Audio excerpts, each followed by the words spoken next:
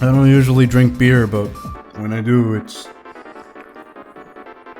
usually costs like 12 cents. It tastes fucking terrible. A quick review of My Friend Pedro will more or less sound like, while accurate, it's still skimming over a good 90% of what makes this game a masterpiece. You're a nameless skimp with amnesia whose only contact is a sentient talking banana from another dimension named Pedro. Your friend. You have no real clue on how you ended up in this basement of a butcher factory, but Pedro tells you that your only way out is to shoot.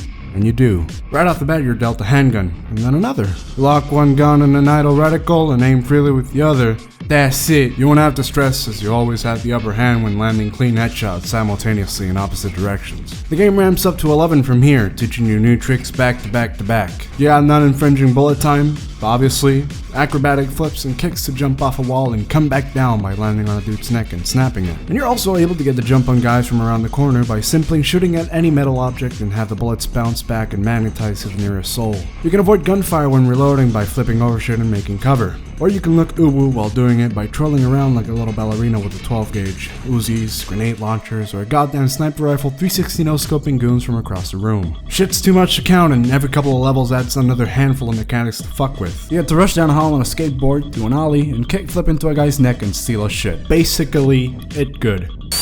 You'll earn points for every kill you pull off, with every goofy stunt you do beforehand counting as a bonus. From there on, every other kill you get in that small window of time ends up multiplying your score a la Pro Scat. At the end of each stage, you'll get a tally of all your points and a grade along with it, which is a clear-cut incentive for my autistic ass to replay it over and over until I get that perfect S rank.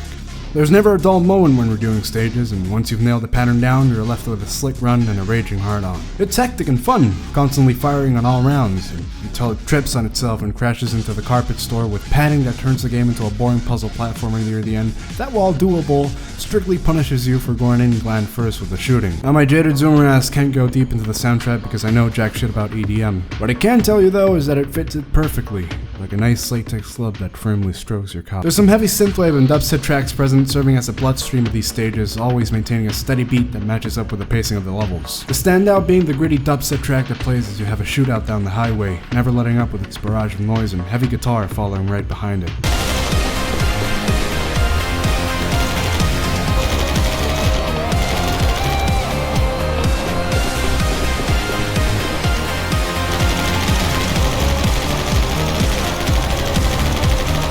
Thank you.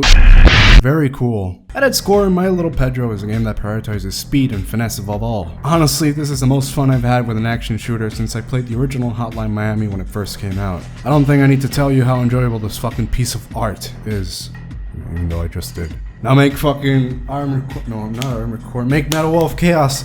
Come on!